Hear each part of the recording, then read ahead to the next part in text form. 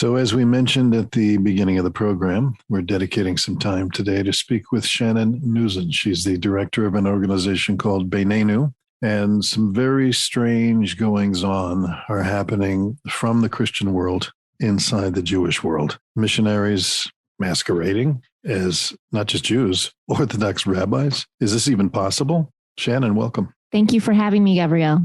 So let's just talk briefly about Beyneynu, then I want to touch briefly on you, and then I want to dive into this larger issue that seems to be percolating. What is Beyneynu exactly? I mean, it's a nice phrase in Hebrew, a word in Hebrew that means between us. So who's the us? BenNino is a nonprofit organization that monitors missionary activity in Israel. The organization works with government and community leaders to create awareness of the challenges facing the public in this partnership with faith-based organizations. Okay.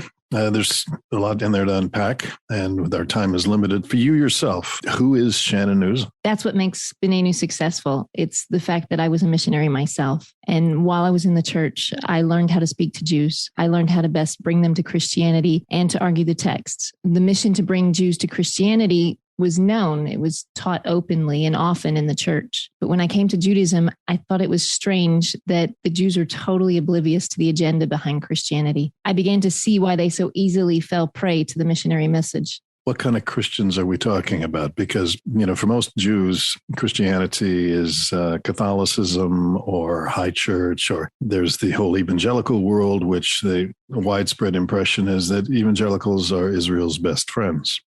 We're talking about fundamental evangelical Christians, the Christian right. They also call themselves Christian Zionists. You heard that right. Although their love for the Jewish people is quite sincere, it's not without an agenda.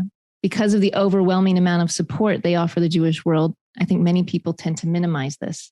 But there is an agenda. Yes. Ultimately, bringing Jews to Christianity is an effort to bring about the second coming of Jesus. Well, that's not a message that a lot of Jews want to hear about. So is this happening sort of in a corner? Are we talking about a small group of people, or is this a very large organized effort? Is it an affiliation of various groups operating under some common umbrella of ideology? How would you describe it? The Christian right is over 80 million in the U.S. and over 300 million around the world. That's not a small number. So how does this all distill down to these couple of, it's more than a couple that became acquainted with Beyneynu this last year when there was the whole, even before you were, I think, founded as an organization, the God TV thing with Ward Simpson out of Florida. Then there was the exposure of Bishop Plummer and his missionary agenda. There's been the exposure of Michael Elk, who was a clandestine missionary operating as a rabbi in French Hill, right? That was the area. And then there are other situations that you've been uncovering. I'm sure very distressing. There's been more and more press about this up until this latest case that the Hamodia has talked about this week in their publication on case in Phoenix, Arizona. So what's going on here with Christian missionaries masquerading as Orthodox Jews? This is unheard of. We're dealing with a level of infiltration that the Jewish world has never seen before, but it didn't happen out of a vacuum. The Messianic movement is a modern iteration of Christianity. It was concocted in the early 70s. Its goal was to blur the distinctions between Judaism and Christianity in order to lure Jews who would otherwise resist a straightforward Christian message. What we're observing now is the fruits of this effort. It's fully amped up and in full color, and it poses an unbelievable threat to the Jewish community. We've long been dealing with the attempts to participate in JCC events, Davidic dancing, Ulpan programs, working with the elderly who are particularly vulnerable. I understand that some of the better known Messianic ministries, we'll avoid the names, but, Hamivin Yevin, have been visiting Holocaust survivors in nursing homes and speaking to people that are in the twilight hours, really, of their lives in the land of Israel and even here in the United States. So it's a little bit scary. It's offensive. It's really downright disgusting. So let's talk about a specific case, because our time is limited and the issue is a big one. What's going on in Phoenix?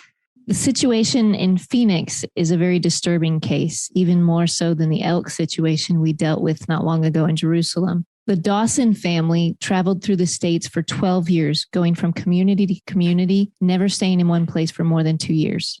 This was all in an effort to build a fake Jewish history and accumulate documentation along the way. They also took on various roles of authority as they made their way through these communities, such as lead supervisor for a kashrut organization, shul administrator, and even volunteering for Chevra Kadisha. Where we found them now is not the larger Phoenix community, but a small shul run by a rabbi who we're learning is problematic and not accepted by the Orthodox community around him. This rabbi gave the father and son team smicha and has given them leadership roles within the community. They participate in rituals like weddings, conversions, things that have tremendous effect on Jewish status. They've also been acting as a sofer sta'am, writing Torah scrolls, Megillah, mezuzahs, ketubas. And they're not Jewish? Right. Our genealogy research has discovered that they are absolutely not Jewish. And they didn't have a gerut or a gerus? No, in fact, at one point along the way, they were confronted by various communities. At one community in particular, they were offered the option to enter the conversion process and refused. They're Christians. I've seen the pictures. They dress like somebody straight out of Borough Park or B'nai Brak. Yes, but they're very much Christians, and they don't deny that. Each confrontation, they've been very open about their belief in Jesus. They do not identify themselves as Christians. They actually say that Christianity is pagan, and they want nothing to do with Christianity, but they themselves say they will not deny that Jesus is the Messiah, and they have very Christian-centered beliefs. And how did this come to light? As with all of our cases, it only takes one person to decide that they're not going to ignore the red flags. These individuals take it upon themselves to look a little more carefully into somebody, either on their own or they call us for help. BenNino has a hotline that people can call into. We have a WhatsApp number. We have an online form on our website that people can report concerns to. And that happens to be how each of these cases have come to our attention. So what would motivate them to go so deep cover like this? Well, although we may label such attempts as evil, from them, it's not coming from an evil place. They actually believe that they're doing us a tremendous chesed. They find meaning and purpose in what they're doing. To them, they're being used as a vessel of God in his process to bring his people to believe in their Messiah. They're simply embedding themselves among us, waiting for Hashem to remove the blinders from our eyes, at which point they'll be in place to harvest the souls. Wow, scary stuff. So if I can ask, what's been the response of the Rabbinate? This case has gotten a lot of press. In Israel, the Rabbinate's been quite helpful, especially in the Elk case where there was tremendous halachic ramifications. This case happens to have a lot of halachic questions to be answered, but it's taking place in the United States, which is also significant because the ultimate goal here is to make aliyah and to infiltrate Jewish communities in Israel. Unfortunately, the last several cases were outed after immigration fraud had already been committed, and to revoke somebody's citizenship is much harder than to stop it before it happens. For Hashem, the Dawsons have shed some light on how the fraud is being committed so that we can get a better handle on how to stop it. Is this an isolated case, or do you have reason to believe it's more widespread? I wish I could tell you it's an isolated case, but I'm afraid we have many cases like this, and not all of them have been made public yet. What you've been seeing now are the most extreme cases with people who are not Jewish at all, and it's vital that they be exposed immediately for the sake of the Jewish world. And I guess we have to ask this question as well, though in both cases we're talking about here, the Elk case in Jerusalem and the Dawson case in Phoenix, neither of them are Jewish.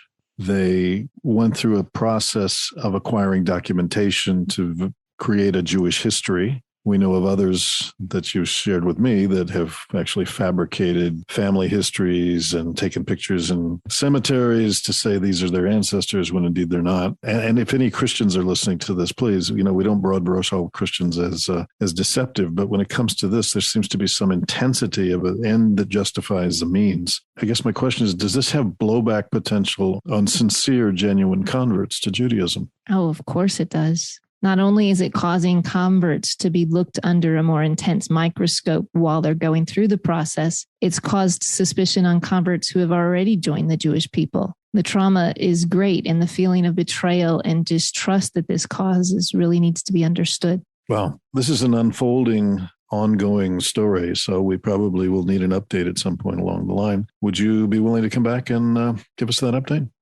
Absolutely. So I guess a wildcard question would be, Shannon, is this preventable? Yes, I think so. Because like I said, it didn't happen in a vacuum.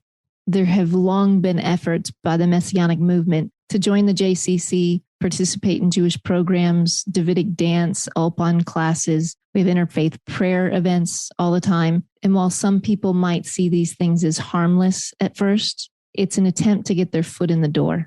And unfortunately, in some situations, that has turned into an open floodgate. Christians are not evil people, and I don't think that this relationship is impossible, but we do have an obligation to instill proper boundaries in these relationships and not put our most vulnerable populations at risk. That's really what our message is, and we should see these cases as a warning and an opportunity to educate ourselves in these threats. Shannon Nuszen, founder director of BenNino, located in the land of Israel. Thank you for spending time with us today on the Gabrielle Sanders Show. Thank you, Gabrielle. Kol Tuv Show.